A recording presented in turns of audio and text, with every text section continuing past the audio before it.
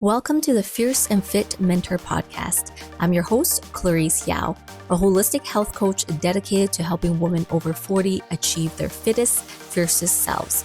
Each week, we'll dive deep into the unique challenges of menopause, including belly fat, weight gain, muscle building, hormonal imbalances, and more. These episodes are recorded live from my free Facebook group, Fierce Women Sculpting Powerful Bodies and Champion Mindsets. Be sure to check the link in the show notes to join our incredible community and access free content, challenges, and resources designed just for you. This topic is summer vacations, cocktails, and travel, how to stay on track without missing out. How many of you on here feel like you need this? Like, I need this live. I heard so many of you say, oh my gosh, I need this live. I'm traveling right now. Take me, replay. There's a few things we're going to touch on in this live. So one, how are you going to enjoy your trips without derailing your progress? Two, some science-based travel tips to protect your metabolism and hormones. You know me, I love science. It's going to always come back to some science. What actually causes your vacation weight gain, and it's not just food. I mean, we're going to talk about lots of things. And then it's all wrapped within my 10 strategies. I'm going to talk with you about what I use, how do I stay lean, fit throughout my journey, because I've been traveling for 4 months. So obviously speaking from real lived experience now for all of you. Welcome to the Fierce Woman community where we sculpt powerful bodies and champion mindsets. I want to give a huge shout out to our FFF ladies. Cindy Heron is on here. Kelly Couture is on here. Those two ladies are in our FFF program that just started on Monday. So give these two ladies lots of hearts. Cheer them on because they just started. And I know Kelly said to me in the group chat, what did you say, Kelly? Oh, wow. Clarice's workouts are tough, but so are we. I love it, Kelly. That was awesome. You are tough and you can do my workouts. Awesome. Also, congratulations to Angela Flowers, who just entered the transformation program, which is my one-on-one custom coaching program, as well as Veronica Mares, I think. She is also starting. So super excited for these ladies. And they're going to be within a couple months, all ready for their bikini body. Yes. So before I dive into the topic, I just want to make sure you guys all know that there's a 5-day reset challenge starting next week. It is one of our older challenges, but I am using this challenge to do a bit of research. So I am designing another challenge. So if you want to be a part of it, you want to give suggestions, you want to tell me what you want to see in a future challenge I'm doing, I strongly suggest you join in on this 5-day reset. So if you want to join in this 5-day reset, put reset below, okay? So let's dive right in, okay? So first of all, I heard a few comments today on the post I posted like, okay, what do you struggle with during the summer season in terms of your health and fitness? And I got ice cream, I got snow cones, with cream. Oh my gosh, I need that. It's too hot, I can't eat so much. I had people say maybe longer days, so sleep is disrupted. And I think, Debbie, you said like when it's hot, you want the sugary cold drinks. Yeah. So if you have other concerns you want me to address, or you feel like, yes, summertime, this is my struggle, put it below. I might pick up on it now, or I might read it later and get back to you. Let's dive into it. First of all, before I go into my 10 strategies I'm going to go through, I want to talk a little bit about the science behind what's happening in your body right now.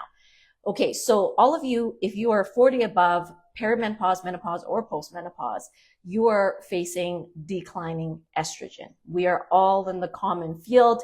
I would say almost all of us, maybe with the exception of Shoni, we are all in the same field that estrogen is declining. So what does that mean? Estrogen loss means that your body is going to be more sensitive to sugar. So listen carefully. I'm going to tie into my 10 strategies. It's going to greatly affect your sleep when your estrogen decreases. You're going to be more sensitive to alcohol and to any missed workouts or movement type things, okay? So when estrogen is in your body or is at higher level, typically it regulates insulin sensitivity. It helps you stay sensitive to insulin. It helps you have better muscle tone. And when it's not there anymore, you're not so sensitive to the insulin anymore, meaning your blood sugar control is not great. And also, because of declining estrogen, your inflammation really starts to rise because of, again, the dropping estrogen. Your fluid retention goes up. So a lot of women tell me as they travel, I don't know, I'm getting so bloated, my legs are swollen, everything like that, right? Because again, your fluid retention starts to go up. For everyone who's watching, what do you notice when you travel? Do you notice anything? Do you notice you get more bloated? Do you, I don't know, gain a couple pounds? What do you feel? Put it below. So other than that, when estrogen is starting to drop, like I said, it just becomes very sensitive to sugar spikes, inactivity, sleep, and all of that. And often when you're traveling, your sleep, your activity, all of that shifts, right? So it's just understanding what we're dealing with first, and then we're going to go into the strategies. Okay, so number one, okay, of the 10 strategies to stay on track this summer and while vacationing. So number one is understanding what your inflammatory markers are and to take ownership over what you will have. So I'm going to go into this in more detail. So it's not about restriction, but it is about empowerment. It is about empowered choices. It's not like you cannot have things, but it's that you understand what this is doing to your body. It's having that knowledge is extremely important. So what are some common traps and common foods I see that are really during summertime will really get you? Okay, so a couple like common traps. So I'm going to go through a number of them. First of all, iced coffee, drinks, and refreshers. Typically things like Starbucks, things like that. You know, yes, it's hot and you're hot. You want to get something refreshing, but a lot of those things are filled with tons of sugar, usually between 30 to 50 grams of sugar. No joke, if you don't monitor it. So it's crazy. Somebody told me, oh yeah, I get this like, what is it? Oh, the Tim Hortons ice cap every day. I'm thinking in my head, oh my gosh, like 50 grams of sugar going in your body every single day, you know? So that's one of the traps. Another one is frozen yogurt and smoothie bowls. So many women tell me, oh, I'm healthy. I ate that smoothie bowl. I'm like thinking, really? You know, I'm giving you things to think about because this particular one is actually about inflammation and inflammation markers, right? Another one is barbecue, marinades, and sauces. I know you like your barbecues during summertime, but those sauces is going to cause you to have hidden sugars and insulin spikes like crazy. Number 4, cocktails and canned coolers. So obviously cocktails we know, but like a lot of the coolers or even the non-alcoholic spritzers, if you look carefully at them, they are filled with tons of very questionable things. Number 5 is tropical fruit overload. A lot of times when people are traveling, like, oh, I want this tropical fruit. I'm going to be healthy. I'm going to eat fruit. I'm going to have this mango. And not understanding, obviously, that is a ton of sugar. Another one, number 6, and I guarantee a lot of people fall for this. Who here says, I'm going to have a salad. I'm healthy? Yes? If you are falling for the salad healthy trap, or say salad trap, okay? There are a lot of salads out there that I'm telling you is not healthy. And it is filled with more things than you can imagine with all the stuff within it, okay? So if you're listening, you're like, wait, really? I never thought of maybe there is like a salad trap, you know? So it's the healthy salad trap. So put it below if you feel like maybe that's me. And another one is when it says like light or fat-free food or labels. And I often talk about this, you know, when they say like low fat dressing, diet desserts, artificial sweeteners, that causes massive disruption in your gut system. Now, for me, I'm not going to break down because there's a lot of different compounds that can cause inflammation. But what I want to bring to your attention is that you need to become extremely empowered.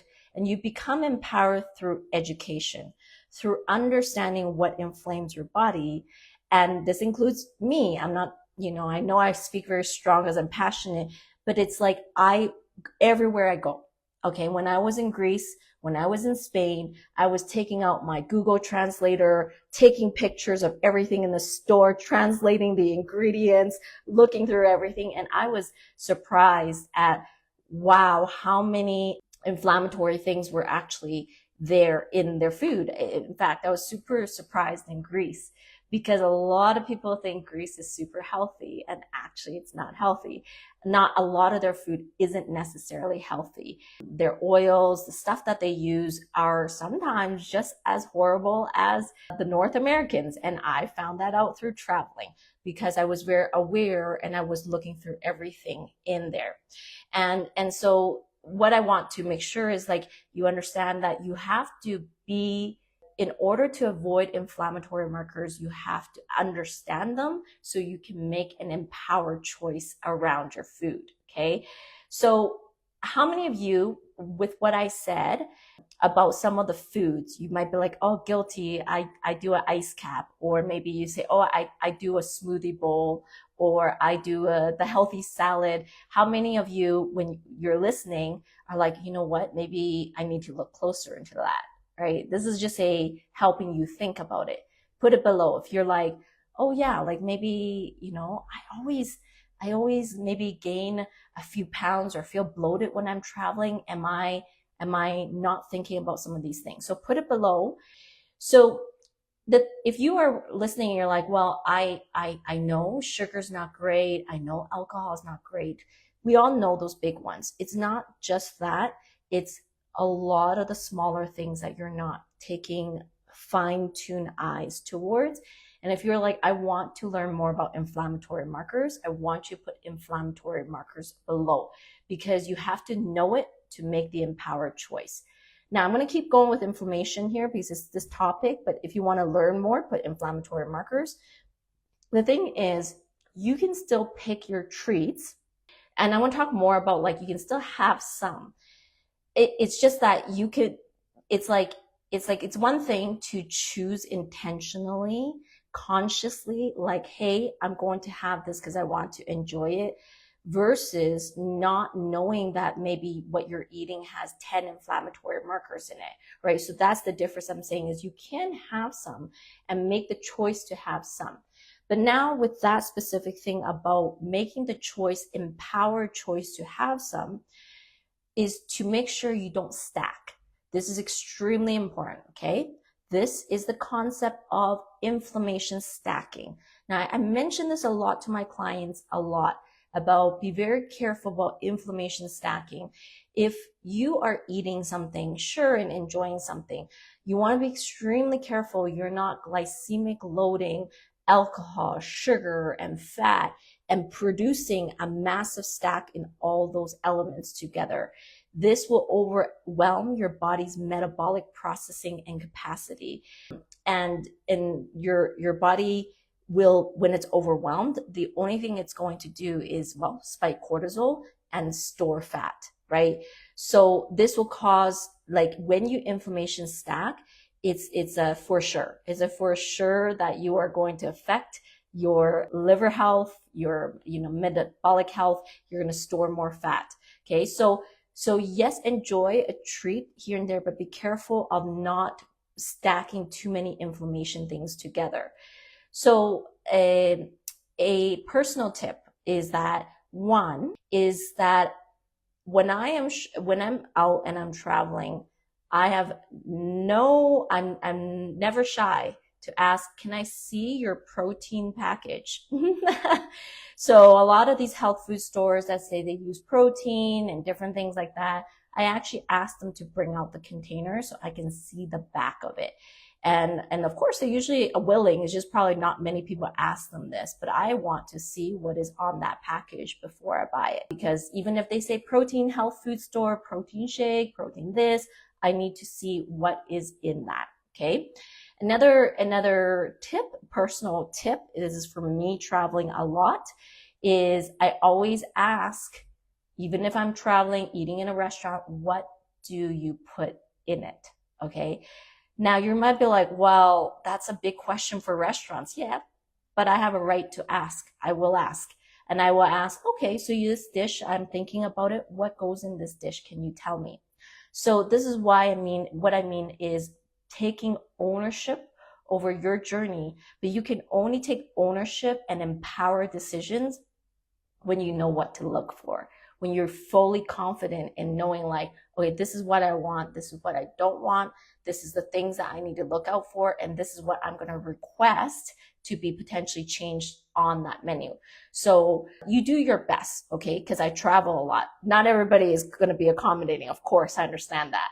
I found in Greece, they were not very accommodating. Some parts of Spain, yes, but you never know until you try, right? And a lot of you probably, I don't know how many of you travel through many cities. If you're in a resort, it's probably a little bit easier because they're really high service. If you're traveling through many different cities, maybe they're not going to be as catered to you, but at least you're aware. Okay. So if you want to learn more about inflammation stacking, which is the compounding effects of multiple inflammation things together, I want you to put inflammation stacking. So there's inflammation markers, but there's also the compound effects of inflammation stacking. So understanding like when is too much and like how do you need to be careful about the combination of certain things, right? So put inflammation stacking if you want to understand more about that. Okay, number 2. So number 2 is try your best to pair with some balanced meal, okay? So what I mean by that is if you are going to enjoy something, so notice my language here. I'm not saying you cannot enjoy things on your trip. By all means, I mean, I wanted to try, what was that in Spain? I forget, Torres? Like the special kind of like, I don't know, they make it with honey and something that's like a nougat, something special. Anyways, I tried it. I tried a few pieces. It was good. I wanted to know what's the special thing a part of like Spain, you know? And so it's not, my verbiage is not that you cannot have.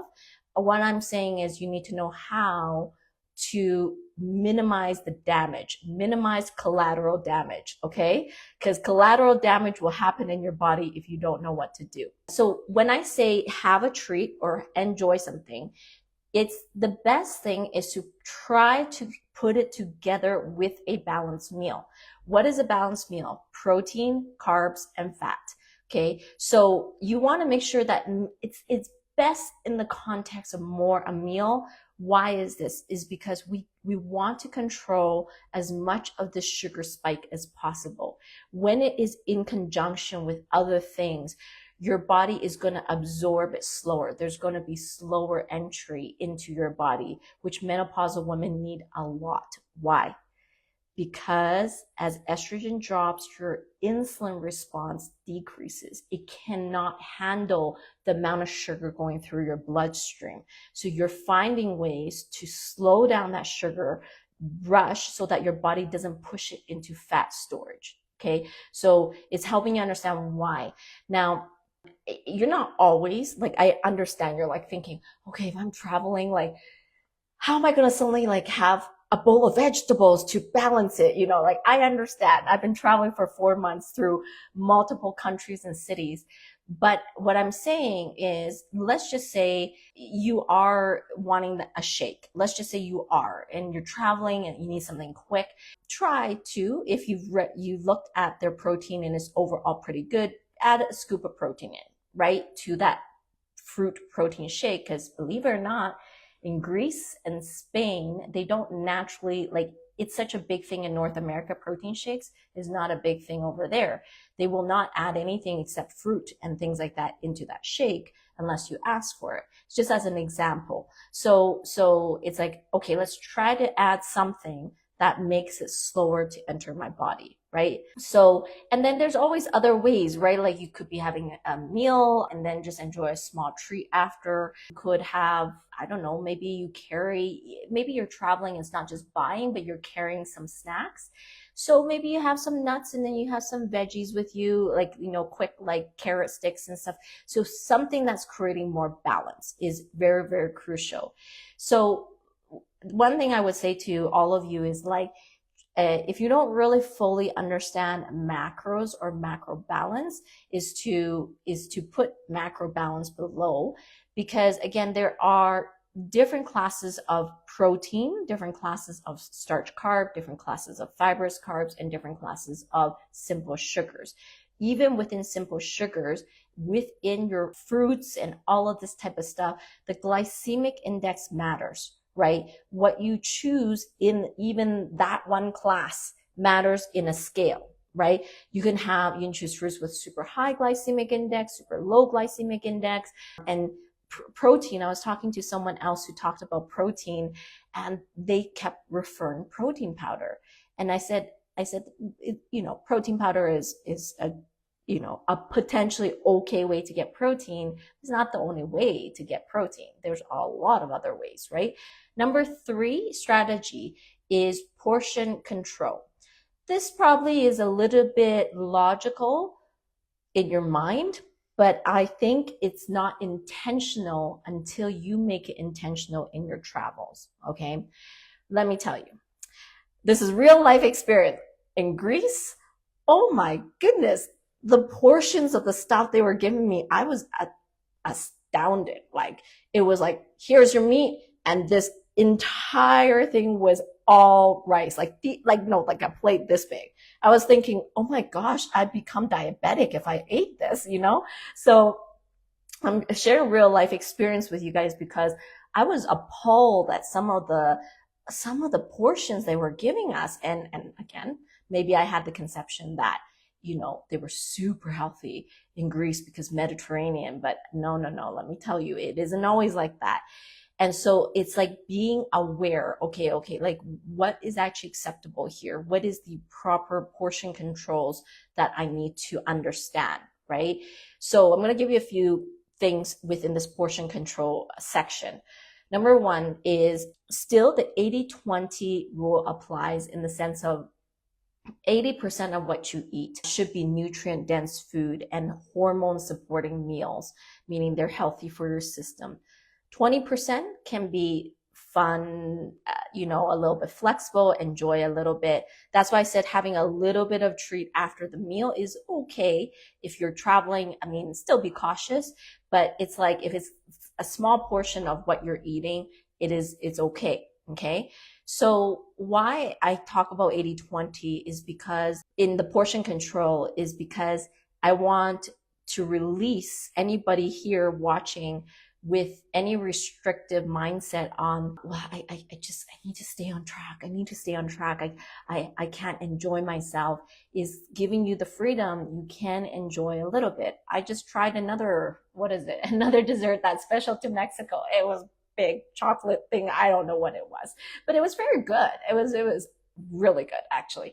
But it's like when you allow yourself to like actually enjoy a little bit, it reduces your psychological stress. Like, oh my gosh, I can't have anything. It's more like, okay, I'll have a little bit, but most of the time I'm going to choose incredibly healthy, right?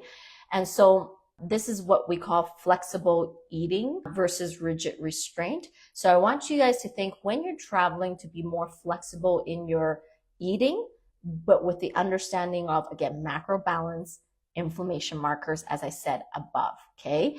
The ones who are just joining my program, I do have a word of caution is that when you're first new learning something, it is better to be a little bit firmer in your boundaries because your body is in chaos, right? So I'll give you an example. If maybe your home is chaotic and has like things all over, books, socks, like the bed sheets, I don't know, just a chaotic home, you have to clean that home first, have it be a cleaner home. And then, maybe, you can have a little bit like, maybe some kids come over and they drop a couple of toys there, type of thing. But it's easy to clean up the toys because it's only a little bit of the toys. You know what I mean? But if it's already so chaotic and then you go and the kids come over to the chaotic house and put toys everywhere, you would have a really hard time to continue to clean it because the toys would be hidden under the socks and under the underwear and it would be just making you guys laugh. But, it would be harder because it was chaotic to begin with. Okay. So I would say if you are someone who have chosen to invest in yourself, to actually start on a really good program, kind of follow a little bit more of our teachings at the beginning about inflammation markers, about macro balance first, and then you can start to gain flexibility. But this live is for everyone, people all across the world, across 40 countries my podcast probably goes to. So I'm being more general right now in that, okay, if you're generally trying to be healthy, but you're traveling, you're going to go somewhere this summer, you're going to go to Greece, you're going to go to Spain, you're going to go Mexico, wherever you're going to go, is that you can still enjoy a little bit with 80-20% kind of mindset, 20% fun, 80% clean and whatnot. So the next thing in the portion control, smaller portions, okay, is always going to work to your benefit. So I want you to listen to this carefully. Smaller portions are always going to help you with your glycemic load. So when you're traveling, try your best to keep your meals smaller, okay? Because your glycemic load is dose dependent, right? So if you eat smaller meals, a little bit smaller but balanced and everything, it will help your metabolism kind of work a little bit better and not create huge spikes and unnecessary insulin spikes. This is what we're trying to prevent, okay? So because if you have huge spikes, you are almost guaranteed to have lipogenesis, which is fat storage, okay? So a little thought for you, because a lot of people tell me, oh, I'm not hungry when it's hot. I'm not hungry when I travel. It's just so hot all the time. Like, this is something I would caution you against, is try your best to still eat something, just smaller and more frequently, because if you don't eat for long periods of time, you are going to really disrupt your metabolism and your cortisol system and all of that, okay? So this is something to keep those portions small, okay? And then number 3 is hydration supports portion control.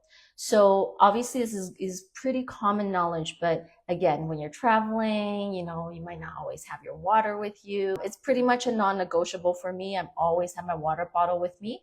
I always carry it with my bag, because obviously hydration minimizes hunger, it minimizes cortisol in your system, and it won't fake like hunger, right? You might suddenly want to eat something really sugary or whatnot, but it's only because you're actually just thirsty, right? So just make sure your hydration is always in place. And there was a study where they found that people who drank 500 milliliters of water before a meal actually ate significantly less calories. So just make sure you keep yourself hydrated, and then that will help with the portion control. Now, I'm actually curious, the ones who are watching, do any of you actually find yourself having cravings? Like you're craving things? Put it below. So why I ask that is because cravings is an indication of a lot of different things, potentially your imbalance of macros, the hormonal imbalance. But yes, I love to know, do you guys suddenly crave the snow cone with cream? I don't know who put that. I saw it in the group. But yeah, the snow cone with cream or something. Do you guys struggle with cravings? Put that below. Okay, so I'm going to go back up here. If you watch for inflammation control, which is number 1, you watch for macro balance, which is number 2, you watch for portion control, which is number 3. Typically, if you have all these in order, you're not going to really have a lot of cravings, outside of maybe you just want to try something for the experience because you're in a different culture. So like I said, it's an empowered choice, okay? Number 4. Okay, number 4 is actually exciting. I want to talk about this, is understanding men and women operate very differently with food. So why do I bring this up? Because most of the people I coach have husbands or families or kids or boyfriends, whatever they're traveling with, or you could be traveling by yourself like me, but I mean, I meet people along the way and I've heard such interesting comments. So I will share with you why I thought this was really interesting to share this particular point. We're going to take some time to dissect the differences between men and women, because one of the guys at the dance festival has said to me, oh, he's like, I never eat dessert. He's like, I see no need for sugar. And of course we know that over sugar can be toxic in really high amounts. And he's like, it's the most horrible thing for you. So he's like, absolutely, there's no need for sugar and dessert. And I said, and he knew I was a health coach. I said, I would eat a dessert sometimes. And he's like, really? You would touch sugar? I'm like, yeah. I'm like, well, maybe if I was competing for my prep for my competition show, no, not at that point, but in a lifestyle situation, yes. And so I like to address this because we had a really interesting conversation, and it's along the similar lines I'm going to share with you. Okay. So women tend to crave sugar more than men. Okay. So this has a lot to do with our hormones, with what we need versus a man. Okay. This is very empowering for you, for those of you who are traveling with your man, with your boyfriend, whatever. Okay. So estrogen, it has to connect with estrogen. So estrogen positively influences serotonin, the feel-good neurotransmitter. Okay. So during parts of, let's say, your menstrual cycle where your estrogen drops, or you don't have much estrogen anymore in menopause, the serotonin dips significantly, right? So your body actually is seeking for the temporary boost in serotonin because of this dip. Okay. So this is why you hear with the PMS or, menopausal like crankiness, women do crave carbs and sugar to kind of self-regulate their mood and energy, particularly around certain times of the month. I'm sure you all relate, because I relate. Yeah, certain times of the month, I definitely feel more like a need for something. And that is understanding our bodies, right? Another thing is women often have more sensitive dopamine reward response to foods like sugar and chocolate. So we actually have more sensitive response to those than men. And so we are often more driven by our emotions when we're eating. Okay, it's just understanding that. And this was actually in a research paper, and it was in 2007. It's called Sex Differences in Dopamine Reward System Responsiveness to Food Cues and Pleasure Behaviors. So it talked about men and women and the difference in how we respond. Okay, and now I'll explain more once I go through these points. And number 3 is cortisol and stress eating differences. So women are more likely than men to eat in response to stress, and women's stress response is to go to sugar, carbs, or sweet fatty foods. Am I correct? So how many of you say, yes, when I'm stressed, I definitely want sugar, carbs, sweet fatty foods? Put below, what do you want?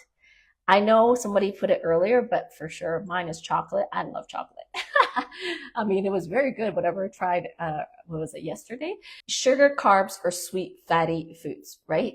What do you actually, when you're stressed, what do you go towards, right? So women do respond this way. Whereas men, listen to this carefully, actually respond a little bit differently. When they're stressed, their body goes into a fight or flight mode, probably in the ancient times, they had to fight a bear type of thing. So they typically is not so much comfort through food like women. They will do it through like exercise, maybe alcohol, gambling, like different kinds of like active outlets for them, like those types of things, versus women tend to go towards food. So this is really interesting. If you feel like this is interesting, you can put it below, like, wow, that's really cool, I never knew. So this is partially why it's like understanding, like, for example, if you're traveling, or traveling can be stressful. Oh my gosh. I mean, I've told Oshone about some of the things. I was like, oh my gosh, I'm so stressed right now, because I'm like, anyways, traveling multiple cities is sometimes difficult. And so sometimes if you're traveling, or your family with kids, plans change, all this, and you're getting stressed with your travel, it's like understanding why, like, suddenly you're wanting more junky food, right? And maybe your husband, maybe a little bit, but maybe he just wants to eat a really big hearty meal, but you want to eat more junky food. this explains it. If you find it interesting, put interesting below. Another thing is, well, I just said it, but the cultural psychological conditioning is that women are often rewarded or socialized to use food for comfort. So like birthday cakes or the breakup ice cream or whatever it is, right? Whereas again, men are more socialized, more like outlets like alcohol, gaming, physical exertion, pleasure seeking, racing their car, I don't know, whatever it is, right? So it's like also a cultural conditioning. So what I want you to understand is that women have a different brain wiring and hormonal response to sugar. So this is very empowering for you to know and for you to understand it when this happens to your body. Because again, like I said, even if I'm a coach and even if Shone knows all this stuff, we understand that we will feel these things too. But when we understand what's going on, we can work with it better, if that makes sense. That is always my goal, is to try to empower you as much as possible. So you can still enjoy something. Like I said, it doesn't mean you can't enjoy something, but what you need to be very conscious of, even when you're enjoying some things that you want, is how can I keep the inflammation low? How can I keep the sugar as low as possible?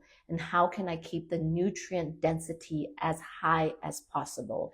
If you're not taking notes, I encourage you to take notes and write this down. So how can I keep the inflammation as low as possible? How can I keep the sugar as low as possible? And how can I keep the nutrient as dense as possible? Okay.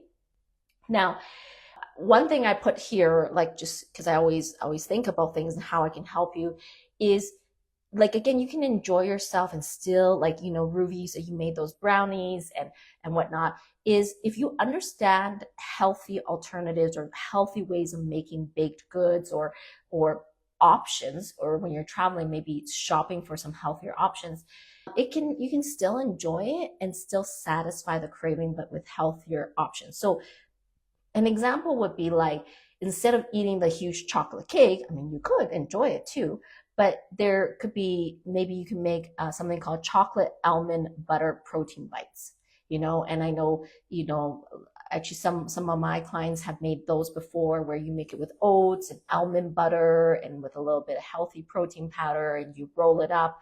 There's like chocolate almond butter and protein in it, and is like really yummy. And so you can still actually satisfy cravings, but just in healthier ways or healthier alternatives, which is one of my goals, is try to help, you know, the women in my programs to like understand first inflammation markers, but what are some of the alternatives? I think there's one in my private group is a healthy pancake recipe. There's a lot of healthy pancake recipes.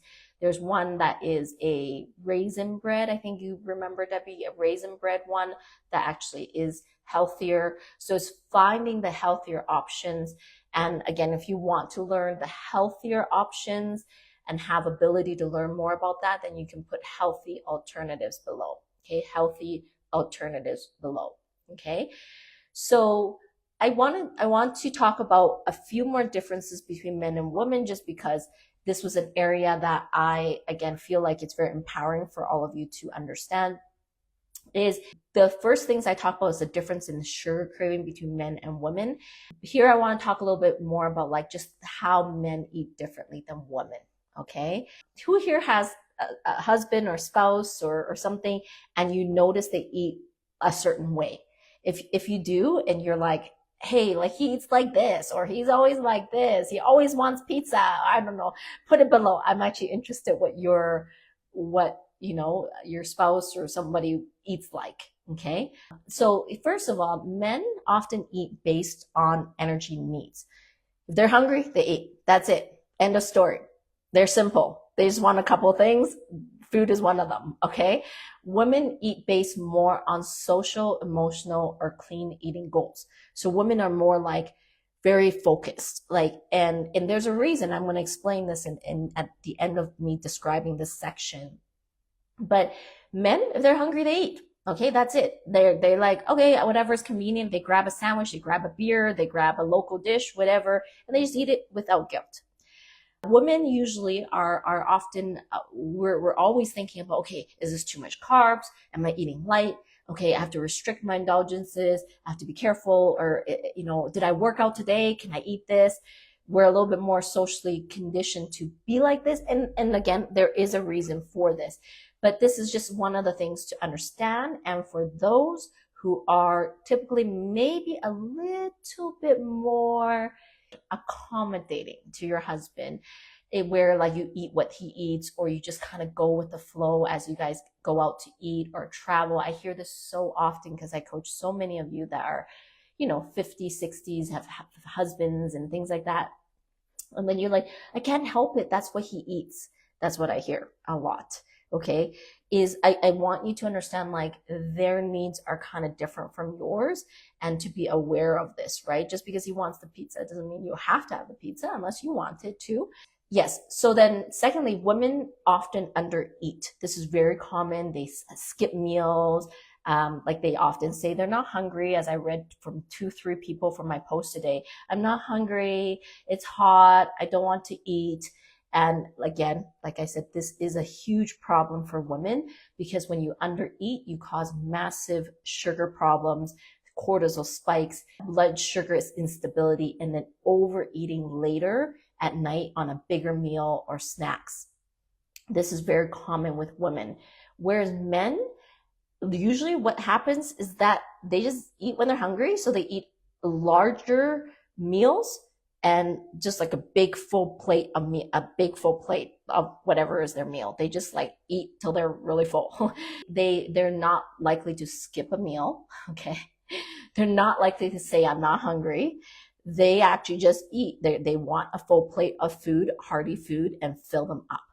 Now, what's important to notice is that men eat because they need to be full, and they eat a good balanced meal. That is a big difference between men and women.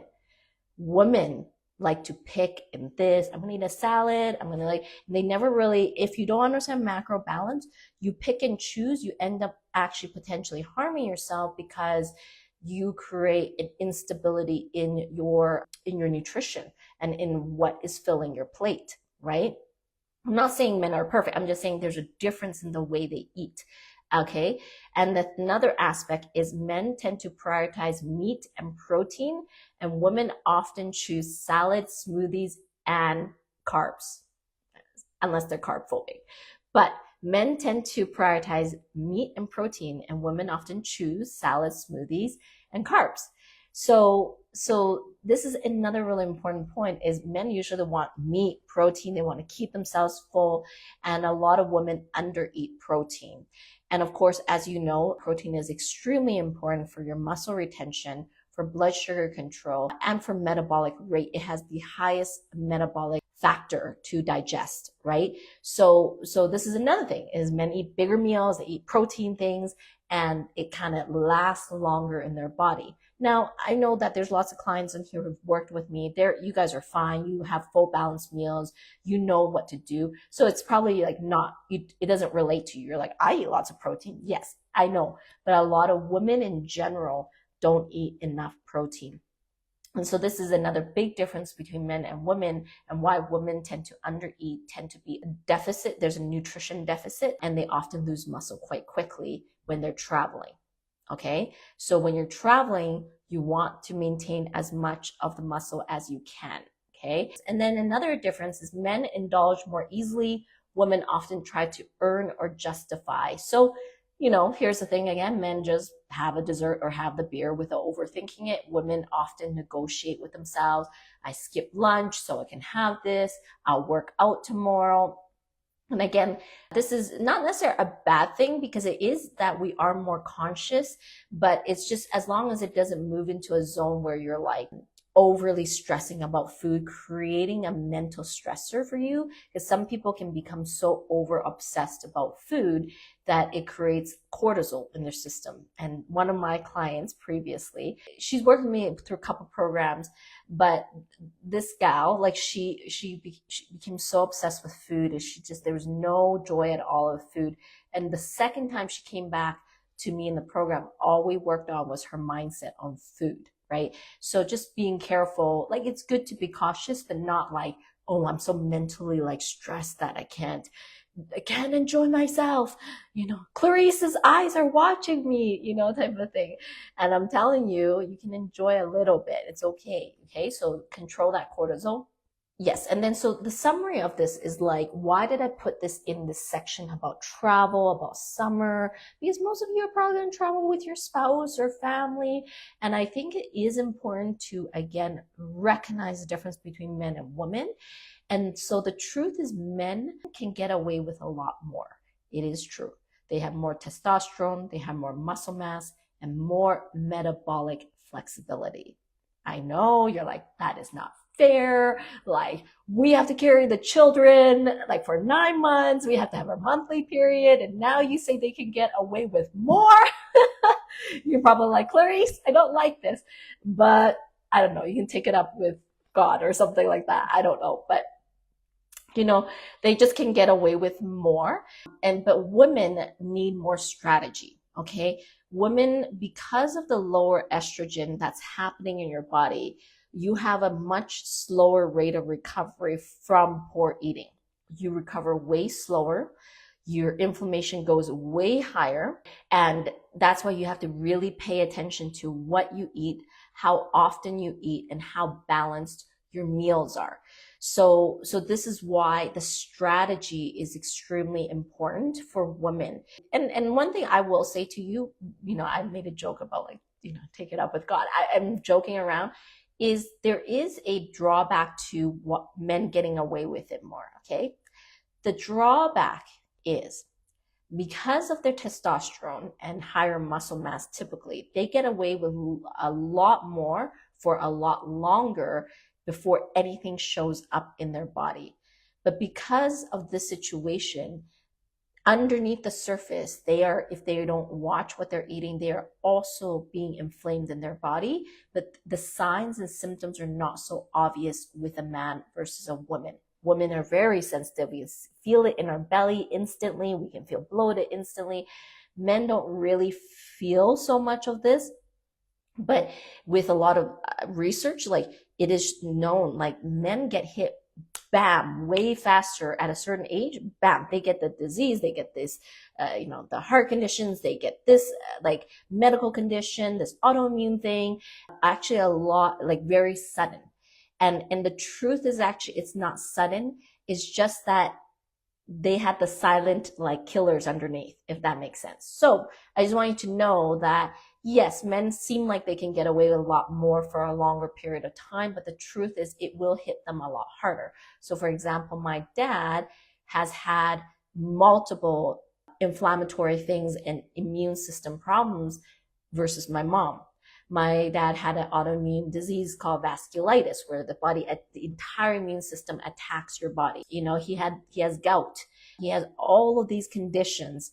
And then my mom has always said, like, hey, be careful about eating all those Chinese snacks, because those Chinese snacks ain't good for you. But it hit him fast, and this is very common for a lot of men. So, so don't necessarily like envy them. It's just men or women are different, and that they will be hit a lot harder later in life if they don't watch their nutrition. Okay.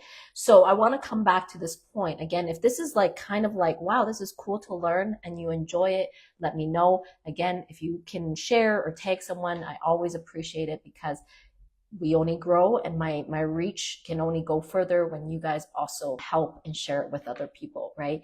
So I want to come back to this point about men and women's difference, okay? So this is empowerment for you. It's about empowering you. Is going, okay, I understand why my body is responding differently. As a woman over 40, 50, 60s, I understand why I cannot just eat like my husband or just go with the flow on vacation and be like, he wants to eat this because we're at a convenience store and he's just hungry, he wants to eat this. Why that cannot necessarily be our case. So remember this, for menopausal women, the strategy is we have to understand how to eat to reduce inflammation. We have to understand what we need to eat for macro balance, we have to understand how often we need to eat, and we need to understand, well, I said it already, the balance. So those three. So I would term all of those things together as I always say menopausal protocols, but this one would be like menopausal nutrition protocol.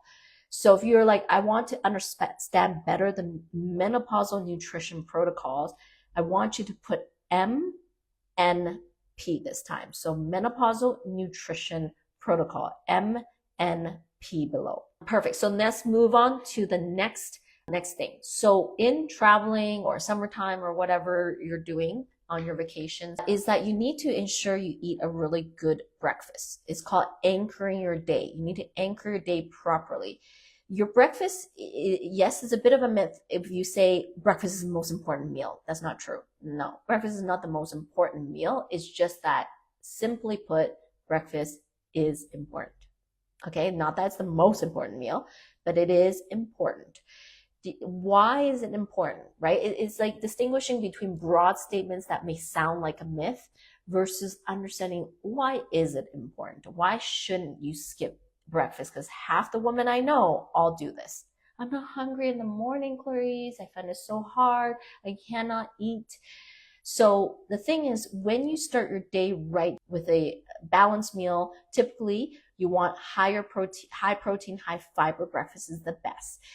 It sets the tone for your blood sugar, for your mood, and your metabolism. Okay. So when you have a high protein, high fiber breakfast, you blunt the glucose spike. So you create more stability in your blood sugar, less fat storage, better energy. When you take breakfast in the morning, you support dopamine and serotonin, which means better mood, motivation, better satiety, and you reduce cortisol.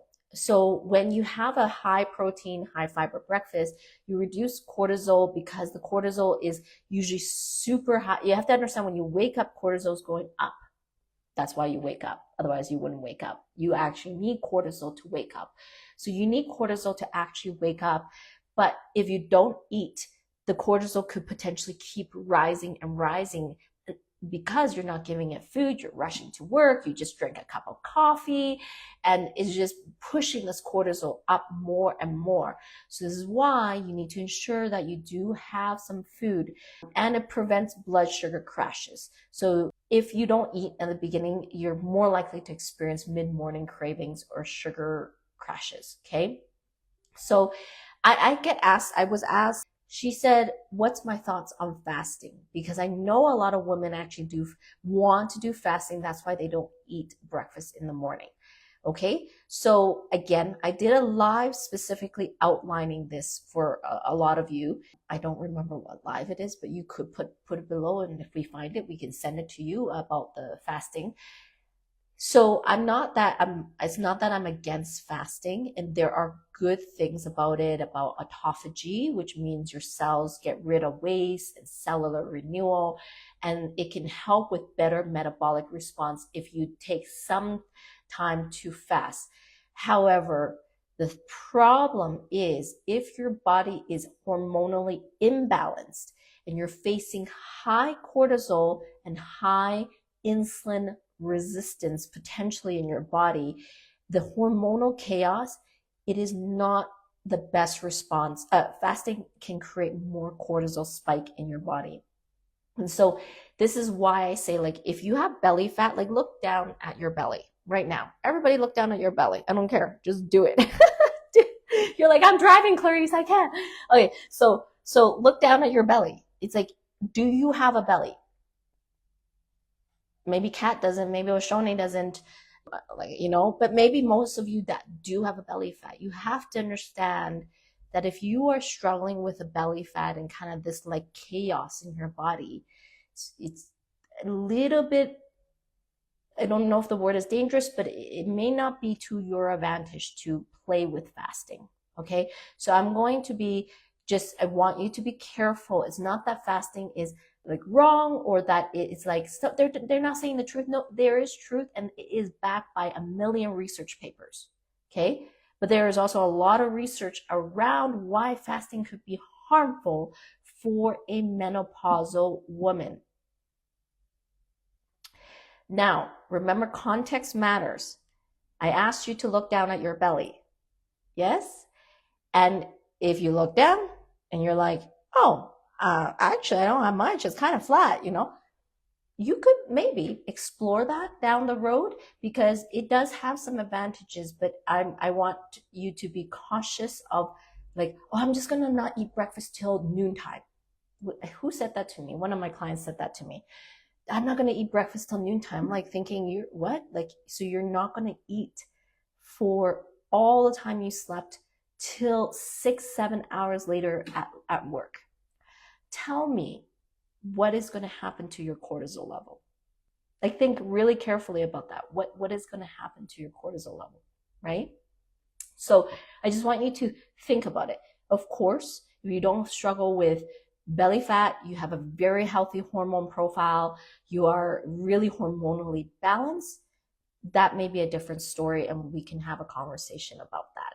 Okay. So this is something that I think a lot of women always are wondering, always asking me about my thoughts on fasting. So there you go. I hope that answered a bit of your question. And if you enjoy it, hit the love button, heart button, whatever. Okay. So number 6, okay, is I already spoke about this, but eat smaller, frequent meals. Okay. So this is important, especially in the heat. Okay. Because when it's hot, a lot of people don't want to eat, but it's important that you don't skip the meals. And because again, the heat will actually cause more cortisol in your system, believe it or not. Yes. And that makes sense, right? When it's super hot and your body's actually going to be a little bit more inflamed naturally because it's hotter. Cortisol is going to be a little bit higher. So the last thing you want to do is skip another meal and cause more cortisol in your system. Okay. So make sure you eat smaller meals more frequently throughout the day, as all year round. But I mean, I think it's during the heat that a lot of people don't want to eat. So this is why I'm referencing it. Okay. Try not to skip meals. How you eat really determines your hormones and circadian rhythm for you as a menopausal woman. Circadian rhythm isn't just sleep. It's also, I mentioned this before, your belly and your gut microbiome has a circadian rhythm. So you want to create the best circadian rhythm for your gut. Again, if this is new or you want to learn better circadian rhythm for your gut, this would be more related to more specific gut health. You can put circadian rhythm below. Okay. So number 7 is hydrate and add electrolytes. Okay. So when it's super hot, super important. Yes, drink lots and lots of water, but also hydrate with electrolytes. But I'm going to caution you, it's not anything goes, any electrolyte drink, because there's a lot of scary stuff out there. when I pick up a bottle and I look at the back of it, you just eyes go wide and then you just slowly, like a scary movie, put it back down, like the scary music. That's how I feel sometimes. It's like, oh my gosh, it's supposed to be healthy, but what is in this bottle? I don't know. So it's not just anything goes, right? Again, you have to understand how to read labels, but it's just, you need to understand like electrolytes, obviously when it's super hot, you need to make sure there's the balance of the sodium, the potassium, the magnesium. And this has to do a little bit with, supplementation, but understanding like, you can have a little bit of maybe like Himalayan salt, things like that has minerals in it. Cindy, you talked about craving salty things, and I had mentioned that sometimes that's an electrolyte thing. So again, if you're in our programs, talk to us specifically. If you're not, message us on Messenger. We can talk you through and help you understand what's going on a little bit more. But yes, hydration is very important for the balance of your body. So the next thing is protecting your sleep. Number 8, we're on number 8, protecting your sleep. So as you travel or as, summer gets really hot, you may find that even harder to fall asleep because of hot flashes or night sweats and things like that. So of course, number 1, try your best to keep your room super cool at night so that you can sleep better. Have blackout curtains, or I love this place because it has the you might see it, wooden panel doors for my window. So I do not see light at all when I go to sleep, and I'm sleeping very good here in Mexico. I'm loving it. So it's like have blackout curtains or something that blocks out the light completely. And try to turn off your blue light sources about an hour before so that your body can fall better into the circadian rhythm of the sleep. Obviously, blue light disrupts all of that. So try your best to keep a good sleep schedule, especially when you travel. It's not perfect. I mean, honestly, when I was in Europe, it was very hard for me because I would stay up till 3, 4 a.m. just to do these lives for you guys because there was such a massive time zone difference. So it definitely was not easy, but if you can and you don't need to stay up till 3 a.m. to do a live for your community, try to get your sleep, so try to protect your sleep as much as possible. And as well with the sleep aspect is if you're traveling and you're booking events and tours, and just a tip for you, a personal tip, try to, number one, don't overbook your schedule. Yes, I know you want to see as many things as you can, but when you book too many things together, you're going to be stressed and anxious and have to get up at 7 a.m. to meet this tour group and all of this type of stuff. And, sometimes it's better to miss a couple things to get a better quality sleep, have a more relaxed afternoon. I'm speaking from experience. So I much rather, for me, I try to book tours later in the day if I can. I can't always, but because I understand, I just rather be less stressed than more stressed. Why? You're on vacation. Enjoy what you can. Don't try to see everything at once. Come back another time. I know it's not always easy the vacation, but like just sometimes it's better to protect your hormone levels, right? So just a personal tip on that. So that's number 8. And I have 2 more to go. Are you guys enjoying these tips? Is it helpful for you? Tell me. What are you enjoying learning? Tell me, what do you like learning here? Like maybe about the difference between men and women, or like the personal tips I'm giving you from having traveled for 4 months. What are you enjoying about learning from this live? Tell me below. Okay. So number 9 actually is just something I was thinking about when you guys put down like, oh no, I want ice cream, I want my snow cone, or maybe somebody wants the margarita. So number 9 is just about like, okay, what if I really want ice cream, Clarice? I imagine you have hands on your hip looking at me with those eyes, or alcohol. I want my margarita, Clarice. You told me I can have my margarita. I'm just trying to make you guys laugh. Okay, so this is why I want to talk about this is, so yes, you're going to want ice cream sometimes. You're going to want that margarita sometime, right? And is not the end of the world. You can have the ice cream. I told you this. And you could have a margarita if you really want to. I think it's just understanding what happens to you in your body in menopause is very different. And as long as you take ownership over it, it is fine. But I think it is important you understand. So first of all, why does craving hit harder in menopause? Because again, estrogen regulates dopamine, serotonin. So your body will crave more of that pleasure hit. If you're sleep deprived, traveling a lot, under a lot of stress when you're traveling, you'll have lower leptin and higher ghrelin, which really impacts cravings as well. So just understanding, like, you may be hit with these cravings, but understanding why. And sometimes it's just maybe you need to control the stress better, or serotonin. You can get serotonin from maybe lying on the beach and getting a nice little bit of sunshine, like just understanding why your body's having these cravings. You could potentially find alternatives to it, but you could still have the ice cream if you want, or the margarita. So with the alcohol, let's just say like with the alcohol or the ice cream, you can have it, but you have to understand these things. Okay. Number 1, with estrogen declining, your liver is not going to be as efficient at detoxing your system. Your liver is going to be slower. So this is extremely important to understand this. When alcohol enters your system, or when inflammatory molecules like maybe the ice cream and different things like that, it's going to have a harder time to break down what's entering your body. Specifically with alcohol, the dehydrogenase process where the enzyme breaks down alcohol it gets very slow as you go into menopause and into your later years. So this means that if you choose to have alcohol or the margarita or whatever, inflammation is going to stay in your system a lot longer. It's going to like attach to you like a scary movie.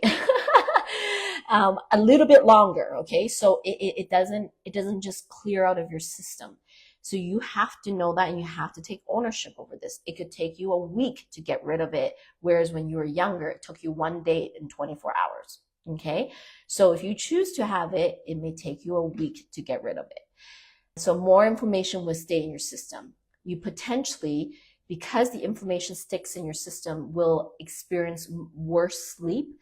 So then not only did the inflammation stay in your system longer, the detoxification is slower, but because of the worse sleep, then you have disruption of ghrelin and leptin, which now further pushes your hormonal imbalance further in the week, okay? Again, just so you know, you take ownership over that. Secondly, alcohol increases cortisol and belly fat. So alcohol specifically raises cortisol quickly. If you consume alcohol at night, particularly like late night and things, it will cause that spike, and it is going to create the central storage in the center of your body. And it will show up in belly bloating and puffiness the next morning, even with just one or two drinks, okay? And like I said, it disrupts sleep. So it actually disrupts your REM system. So if you take alcohol, again, like ice cream is not, it's similar, but alcohol is actually probably worse, because it can still, if it's high sugar and all of that inflammation in your body with the ice cream, it can disrupt your REM sleep and melatonin production, which will further compromise your sleep, okay? Again, affecting your cravings. And number 4 is it can potentially affect your blood sugar loading. So many alcoholic drinks, or maybe like a lot of like high ice cream, sugary things, can really create that massive spike and instability, right? So that instability in your blood sugar level, again, will last longer in your system, okay? So if you're listening to me, all of you, you're probably like, oh my gosh, do I really want that alcohol now? Or do I really want to take that in if I know all of this is happening to my body? Okay. It is why I share it with you, because I think this is one of the reasons, number one, that maybe myself as a coach, Oshone, or some of my clients who've been with me a long time, they can stay healthy, lean, fit as a lifestyle. This is our goal, is to stay lean and fit our whole life, right? Without yo-yoing, without going up and down, right? Because Debbie, we know we don't want to yo-yo. We just had a conversation about this, is that when you understand the why behind it, you almost hesitate now, because it isn't just about restriction. It isn't just about, oh, because I'm not supposed to have it, because my coach says I'm not allowed to have it, because I'm on this program and I'm not supposed to have it. The problem with all of those statements is because none of those have any ownership over it. All of them come from a restriction mindset, and you will always fail, because you'll always be like, oh, I can't. And then you feel like you need to. And then you like hide the ice cream, eat it in your car before going home. Or then you try to hide how many wrappers of this you've had, because it's like a restrictive mindset, right? And so I think that for all of you listening, it's just that if you understand the type of impact this is having on your body, you just are a little bit more hesitant. You're a little bit more like cautious about what you put into your body. That's all I want you to understand, is to be more cautious, to have a little bit more ownership. And if you still choose to own it, like I told you, I enjoy a couple of treats. I still choose to own it. It's just something though I would have, small or occasionally, or that I won't go crazy because I understand the impact in my body, right? So I want you to be empowered to make that decision because you understand what's going on in your body. And so what are some strategies you can have? So you're like, okay, so I'm going to choose to have it, Clarice. Good. So a couple of strategies for you. Number one, make sure that if you do have your ice cream, your snow cone, the whatever you tell me, Clarice, I want to have, and Clarice is saying, go and have it, is just watch how much you have of it, right? So when you want that ice cream, please buy the smaller one and not the bigger one. Like when I was traveling through Greece, the gelatos are everywhere. It's awesome, but they have these special gelatos that are crazy. I'm not like, it's like big gelatos with covered with these like chocolate things with the syrup with like these crazy like, and I actually was curious. I wanted to try one. But I'll be honest, I did not like it. It was so sugary. I gave it back to him. I'm like, can I just have like a mini like mint chocolate one? He's like, you don't like it? This is like the top. What is it? It's one of the most popular ones. It's like the Dubai chocolate thing. I don't know.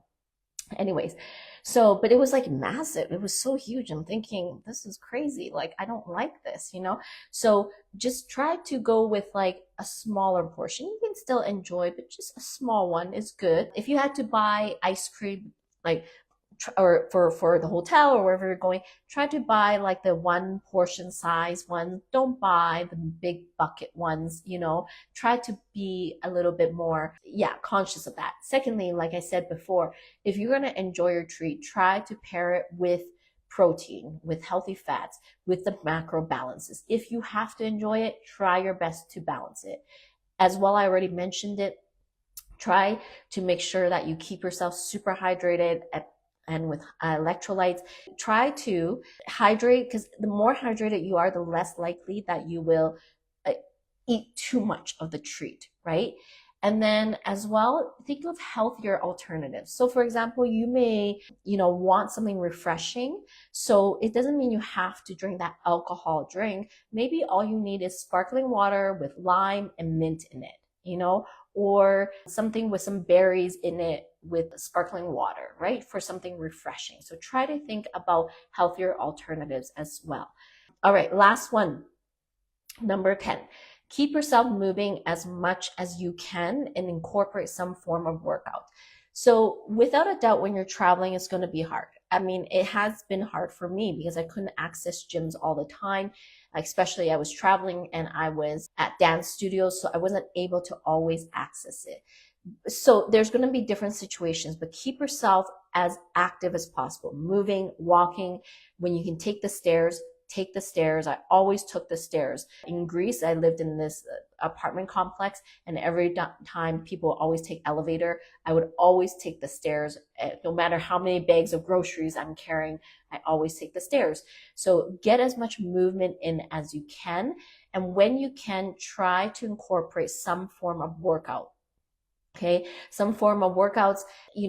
Strength training is really important. I know you're not always going to get access to it, but maybe it's just you need to, it's about consistency, not perfection. Okay, about consistency, not perfection. So the goal is that you, for example, like you can't get to a gym, do 20 squats and do 30 push-ups, still create some type of muscle building routine that you can do. Okay. And also, this is really important because I think this happened to you, Debbie. Don't go crazy in the sun. I mean, I love the sun too, but the problem is if you are sunstroke or you are too out in the sun too long, you actually raise your inflammation level and your cortisol level. So trying to get more of your movement in, or morning walks, workouts, or things that are outdoors, like a little bit earlier in the day or less intensive in the sun, because it will exacerbate your menopausal symptoms in inflammation, all of that, right? So that's number 10. So the bottom line after those 10 tips is, okay, so wait, before I finish, I just want to go back to the point before. So just remember, with the workouts, with movement, it doesn't need to be perfection. It just needs to be consistency. You want to ensure you have as much movement as possible for like maximum metabolism. Okay, So just to wrap it up, okay, just to wrap up everything here, the goal when you are traveling or on vacation and all of that is not necessarily about losing weight or whatever, like really getting ripped, right? We know that isn't our goal. Well, that shouldn't be your goal because that just is not happening usually when you're traveling, okay? The goal when you're traveling is to protect your lean muscle, is to manage inflammation, is to control cortisol and your insulin response, and then to come back where you've maintained a really good level of like hormone balance, good level of muscle in your body. Okay, so hopefully that helps. Put it down below if you want to remind yourself. So the goal when you travel isn't about to be the most shredded, I need to lose a lot of weight. No, but it is about more maintenance. It's about protecting your muscle, managing inflammation, controlling cortisol and your insulin response so you can come back just as strong as before and keep going with whatever you're doing. Okay, so hopefully you found that helpful. And like I said, if you're not part of our 5-day reset challenge next week, put 5-day reset put reset below and we can send you the challenge registration. And also, like I said, if you want to give us feedback on the next challenge that I'm designing, there is a post I put out there that I'm asking for feedback and I'm looking through all your responses to determine how I'm designing the next challenge. So if you want to give me feedback on that, you can also put feedback below and I will tag you on that post. Okay, hopefully you found this was helpful, and if you did love it, again, I like hearing what you love the most about from this live. Please share it, share this group with other people, tag someone on it, and sending you all lots of love. Happy summer soon for most of you, and happy travels if you are going to be traveling as well. And so, yes, sending you lots of love now from Mexico. And yeah, I will talk with you next week. Thanks for tuning in to the Fierce and Fit Mentor podcast. If you enjoyed this episode, be sure to hit the follow button on Spotify, subscribe on YouTube, or wherever you're listening so you never miss an episode. If something in this episode resonated with you, please leave a review or share it with a friend who'd love it too. Your support means the world and helps us reach more amazing women like you. Until next time, stay fierce, stay fit, and let's keep building your most powerful self.